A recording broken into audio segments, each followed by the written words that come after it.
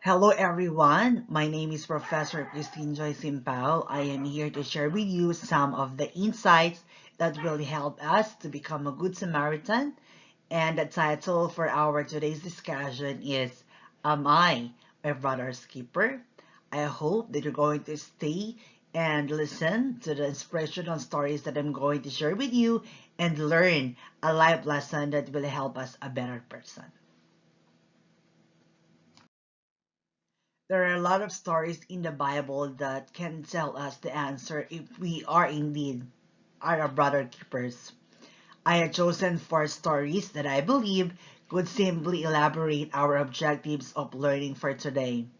We aim to sort the answer, are we really our brother keepers? Secondly, we aim to learn our responsibilities to be a good neighbor. And finally, let us discuss how we can keep our brother like what Jesus did.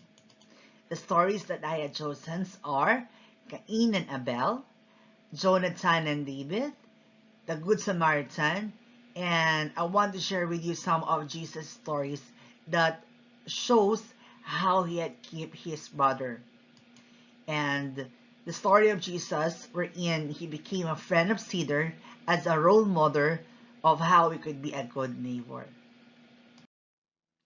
The first question that we are going to answer is, who is my brother? In your screen, you could see the three categories of people that you might be considered as your brother. The first one is the family members. Either that could be at the same blood or born at the same two parents or the other same father or mother. And then second one is our good neighbor. Sometimes they are not good, but it's okay. They're still our brother, or any fellow or man. And the third one could be a stranger, or someone we don't know, but we met, in the train, in the bus, in the school, in the office. So professor is stranger is also really our brother.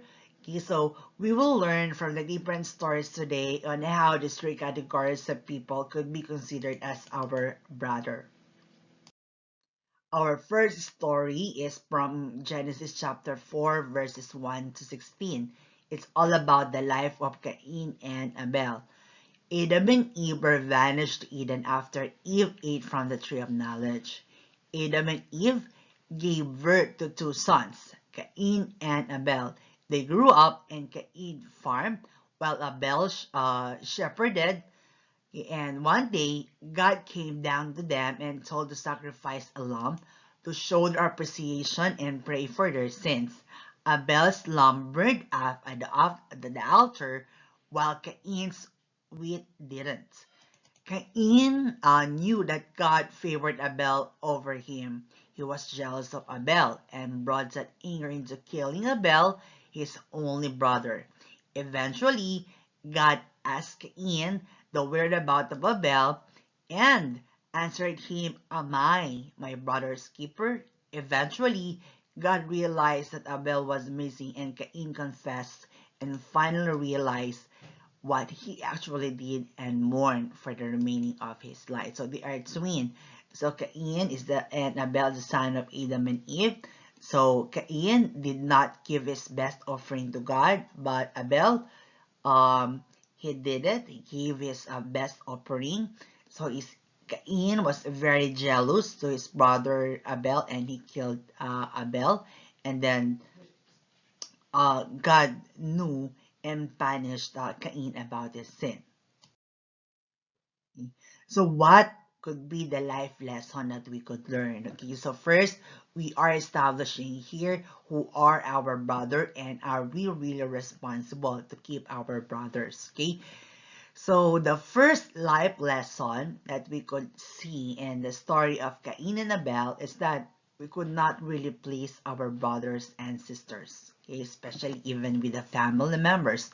There were always be a tendency that they will get jealous on everything that we're going to do. So it just simply means that not every day we could have a smooth relationship with everyone, either our family members, even with our neighbors, or of course with the strangers, okay, or even in the workplace. Okay, there might be like some like a dispute that we may encounter, okay. So but in this story we realize that being jealous and angry to our brother or neighbor or with a stranger, it would not give us a good result, okay. And we have to remember that we should avoid the spirit of anger and jealousy because it will harm us, okay. We all have different potentials and everyone has a different perspective in life, so we have a different behavior, so we could not deserve, or we could not uh, expect everyone to like us, okay. Some people will love us, but some people will hate us, okay, because of our differences. Including with our differences is we have our different potentials, and everyone deserves a recognition and applause, okay. Of course, everybody could have their own best. Some of our best is not acceptable by our managers or the people surrounds us. Either they're going to accept us or they are going to reject us, okay. With the story of Cain and Abel, we could realize that we should not get jealous on the achievements of other people.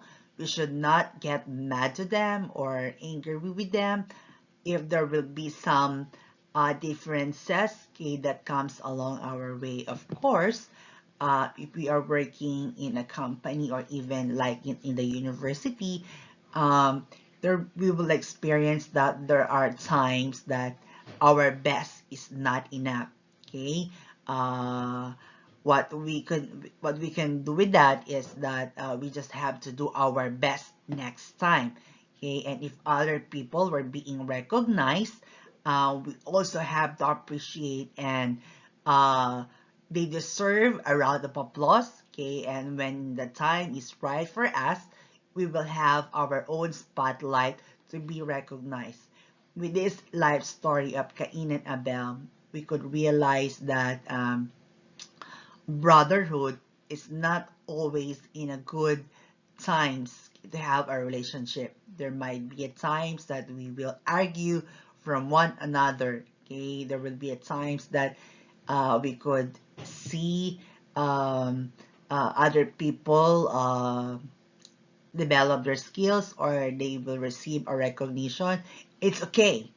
Okay, so how could we be a good neighbor or brother? Of course, so number one is we don't have to become jealous to them, avoid the spirit of anger towards them, and then we have to celebrate on the times that they are achieving the recognitions, okay, because there will be a times that it will also happen to us, okay. So let us learn that jealousy and anger will not build a good relationship to our brothers.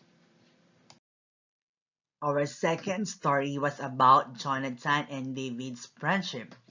As soon as he finished speaking to Saul, the soul of Jonathan was knit to the soul of David, and Jonathan loved him as his own soul. And Saul took him that day and would not let him return to his father's house.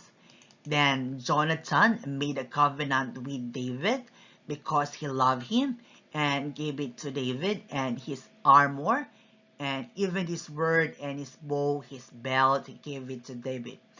And David went out and was successful wherever Saul sent him. So that Saul set him over the men of war, and this war was good in the sight of all people and also in the sight of Saul's servants. And that story could be found in 1 Samuel chapter 18, verse 1 to 5. Okay, the story is about friendship. They say we are not brother by blood, but we stick closer than brother, okay? And that is by heart. We can consider our friend as our brother. These are the people who can stay with us, okay? Will stay beside us, especially during our difficult days. Jonathan's friendship was marked by a selfless love and surrendered heart for a brother.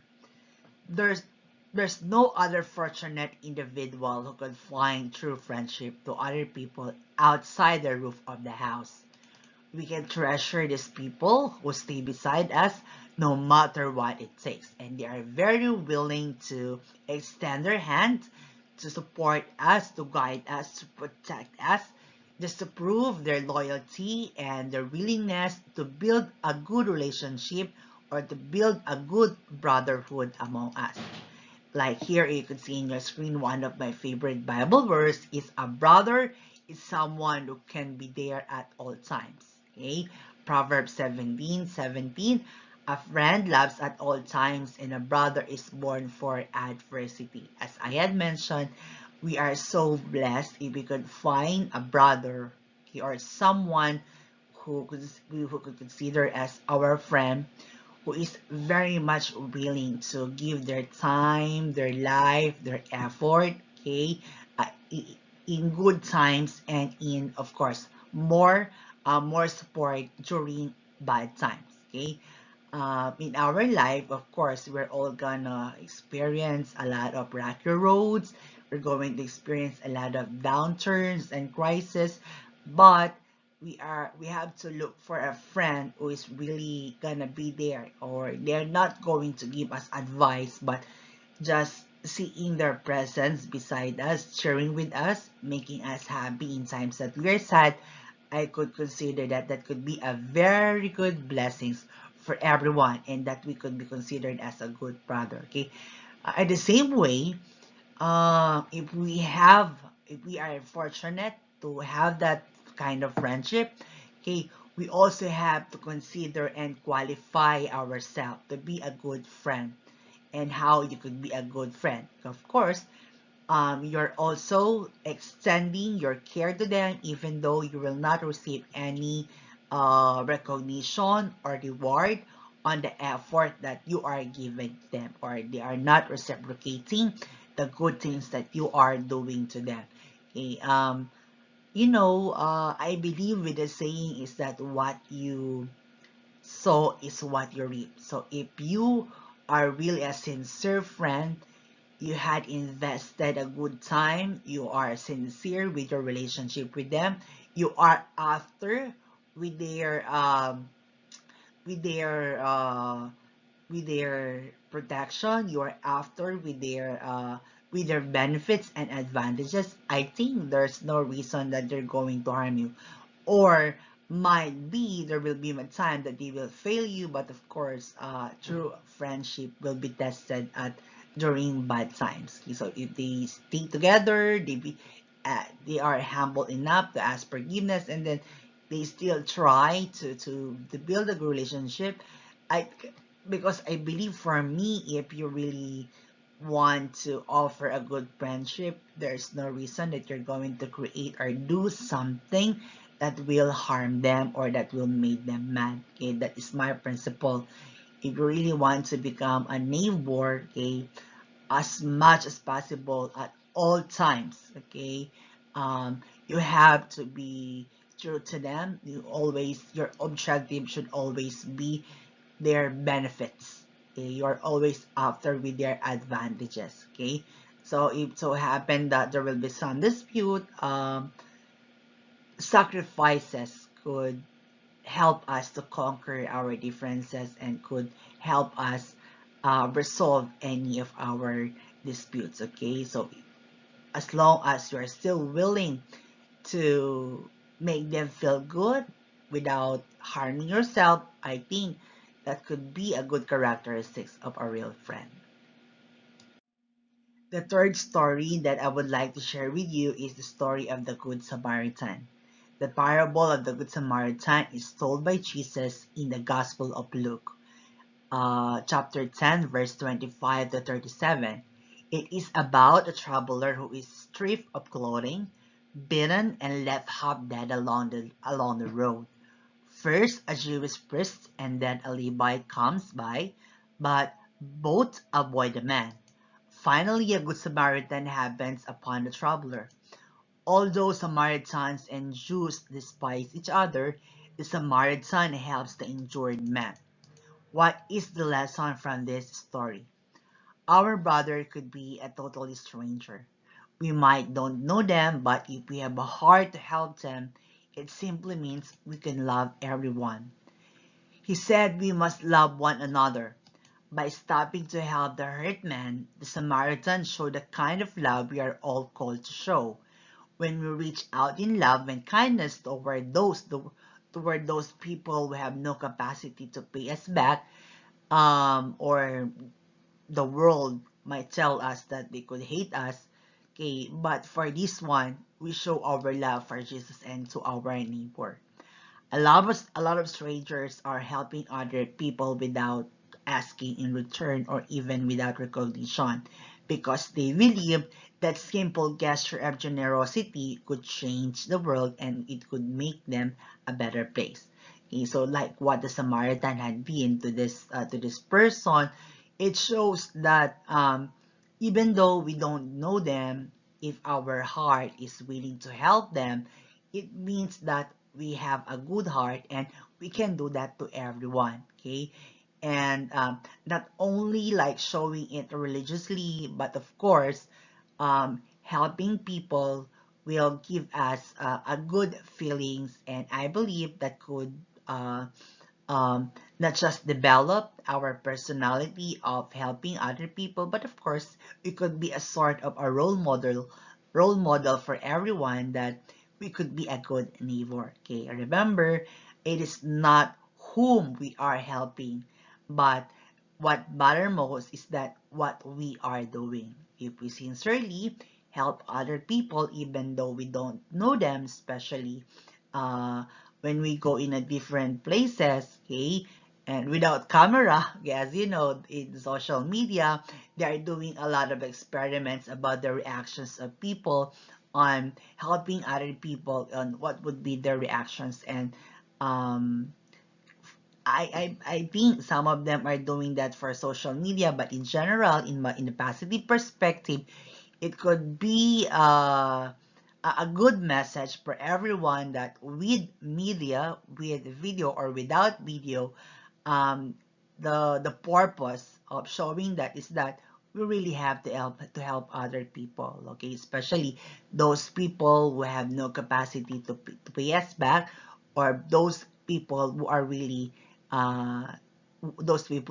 in need. Okay, so in the story of the Good Samaritan, um, we could see that everyone, okay, has a spot in our hearts that we are a good Samaritan, and um, we should not afraid, okay, to help other people even though we don't know them. Okay, so but professor, there are some stories that you are helping the stranger, but they are doing you a bad things. Okay, those are isolated cases, but I believe that there's someone above there will protect you if he could really see that in your heart sincerely you really want to help other people even though you don't know them. Okay, so just believe in the magic of good works, that the sincerity of helping other people, okay, will create,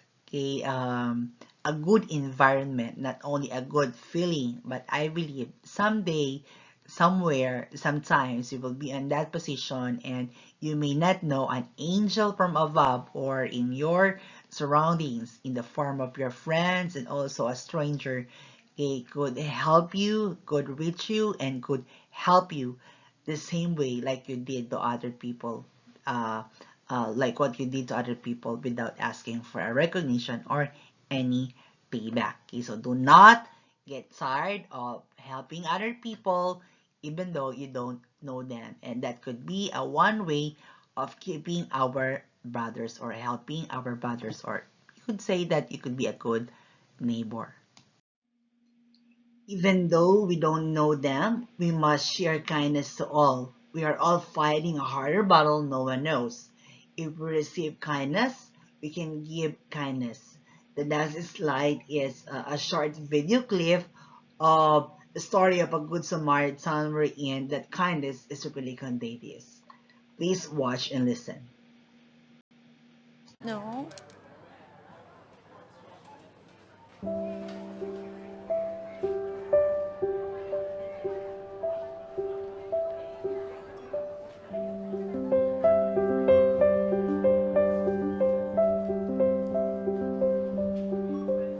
Why don't you get something special for Grandpa?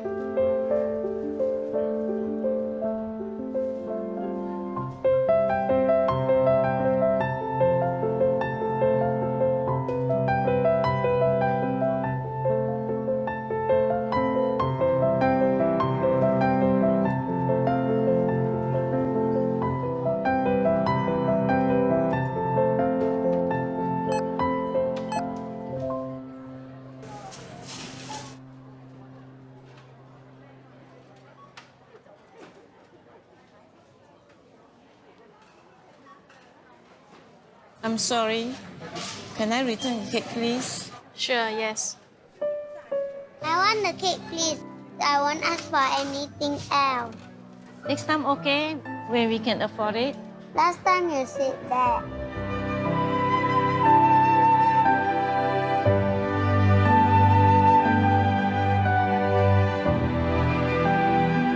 You don't want this? I'll take it back.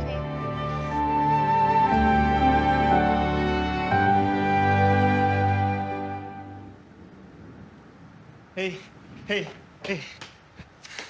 Hello, this is for you. No, we cannot accept it.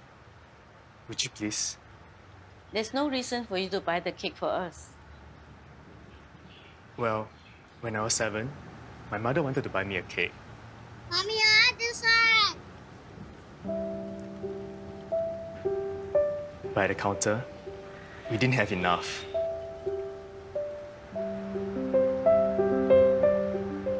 Can we get something else? It's my birthday today. Can I choose my own cake, please? I'm sorry.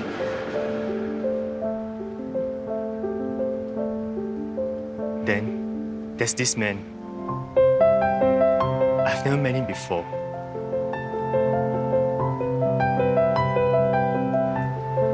Here, have the cake.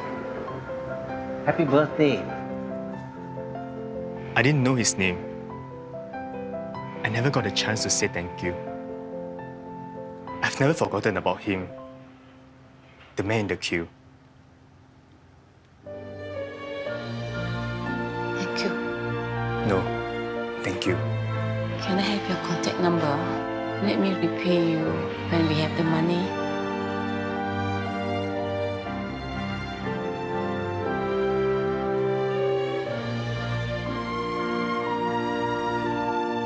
Promise me something, okay?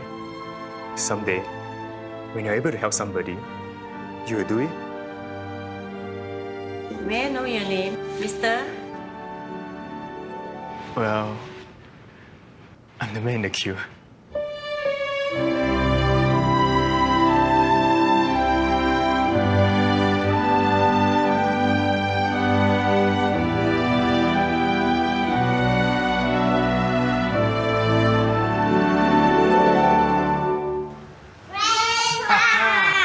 I chose this cake for your birthday. Wow, this is my favorite.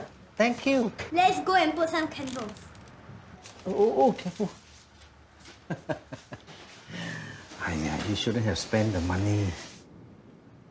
Actually, a Kaiman paid for it. He give me this note. Please write down your address. I'll bring the money back to you later.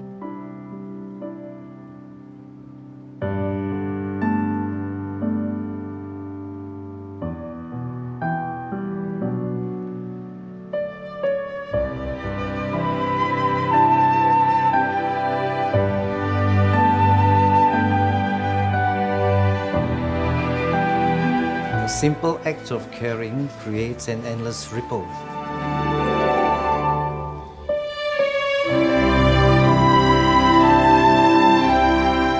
That comes back to you. Thank you.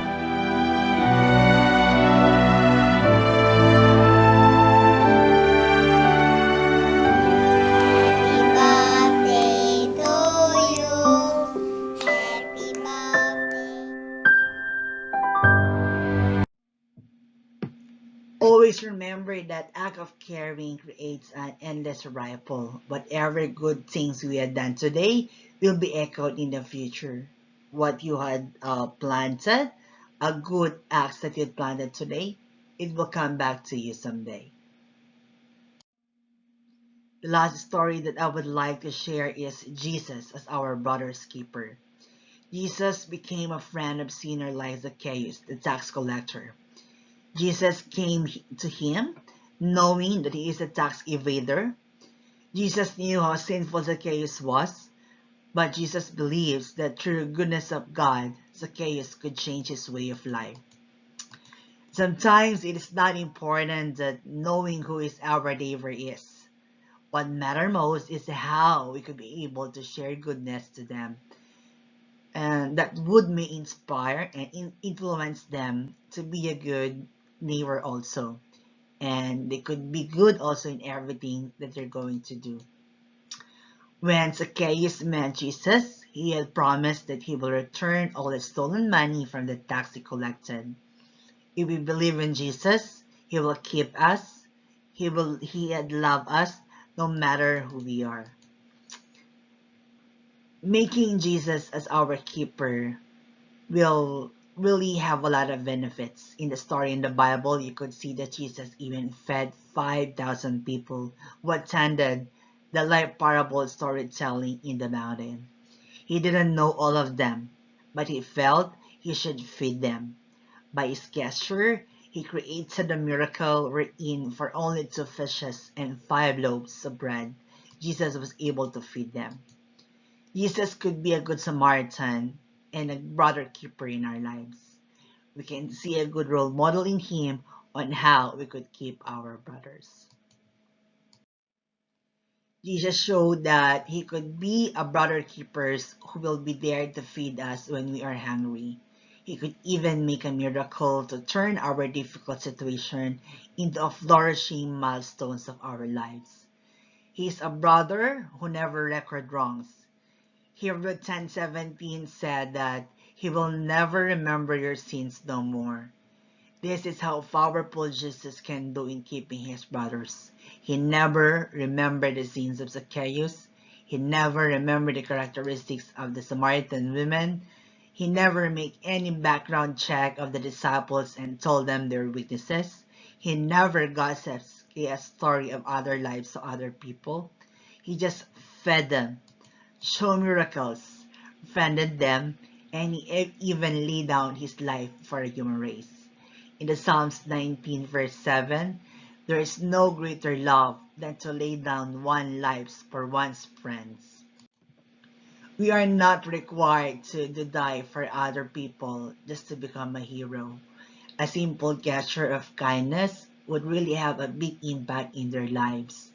Sharing with their difficulties, praying with them, being with them, surround them, or showing them a good vibes, or making ourselves or counting ourselves not a toxic one, creating a positive environment for them, that could be a very good gesture of a superhero that we can be that could be a sort of sacrificing our lives for other people. Okay, we could see in the different stories that we could not choose, okay, who are the people who could be our neighbor. We could not choose who are the people we can keep.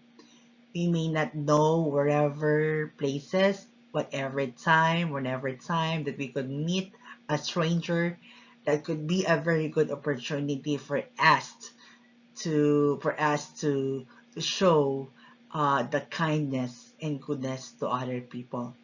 We are not required to die for in the cross just to show that we are giving our lives. But if given an opportunity and we all have the capacity to share our lives for them, why not? Okay? We don't have to have a second thought if it is not a matter of life and death, because I believe God will provide everything. His grace is sufficient to provide our needs, even the things that we're about to give to other people. I believe God will always be there to provide everything so that we could also be a source blessings to other people. Now, am I my brother's keeper? For me, there are two answers, but those answers are not wrong or right. Okay, for me, uh, no, you can't be your brother's keeper. Why? We all have differences and preferences. We all have to do is to respect them, and the only thing that we can do is to offer a friendship. We could uh check on them, or we could offer a services. But if they resist, if they don't accept what we had offered, it's fine. At least you had showed them that you care for them. But if they don't like it, so be it, and you could keep your distance. We have to give them space, okay? But you could still keep them by still doing good things, okay? Like praying for them, and never get tired of like reminding them that you are still with them. But if they still resist, okay, just show kindness and never argue and fight them back, because as like the the quotations that I had mentioned a while ago, that each one of us is dealing in a different battle, okay? We are not that perfect. We don't have that much capacity to identify everything to resolve other people's problem. We are not superhumans. We are not superheroes. We are not Superman. We are not a Wonder Woman. Okay, but uh, by showing them that you're willing to give kindness to them, it will be a remarkable gesture of being a brother's keeper. Okay, I am watching like a short American video in Netflix. The title is "The Good Doctors." Okay, I really enjoy this not the movie, but a series, okay, of American videos. Like um every doctors has a different skills, and they all have a different battles. But at the end of every episode is that they are a doctors. They should not get tired of helping the patients, because everyone is a patient in different way, and we all have willing to heal them in a different way. Some doctors is that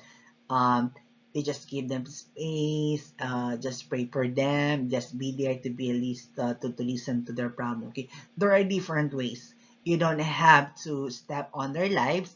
You don't have to insist that it should be the things that you should do, or even they're like, you know that they're doing a mistake, so that you know that they're gonna be harmed. You could correct them, just reminding them that it will gonna harm them, or these are the negative impacts of their actions. But if they don't accept it, so be it. That's the only thing we can do. Okay, we already reminded them, and then if in case that they don't accept our advice, then just step backward, and then be a good friend to listen. Okay, it is not that you compromise with the bad actions that they are doing, but you are there to support them to do a right things in their lives. Okay, that is very very clear. So you can be you could not a brother keepers if they don't want, but you could still keep them by being supportive and giving them the right advice. In general, there are simple ways we can show that we are a brother. We can accept them for who they are without judging who they were. We can respect them by giving their privacy and never argue on their differences. Never object and debate on their opinions, especially religion and politics. As long as you are not stepping on his ground, keep your motives clear and leave his negative attributes behind while safeguarding your promise. This would be the last story that I would like to share that happens in a real life, and how you could be a good neighbor. Over the weekend, Kenyan long-distance runner Simon Sheprot lost the Okpekpe International 10-kilometer road race in Nigeria to rescue a collapsed rival. Sheprot was about to cross the finishing line when he noticed his opponent and countryman Kenneth Kipkemoy collapsing. He immediately stopped, lifted him up, and dragged him to the finish line before so many medics. He may have lost the race, but Shaprot has won the hearts of many across the world.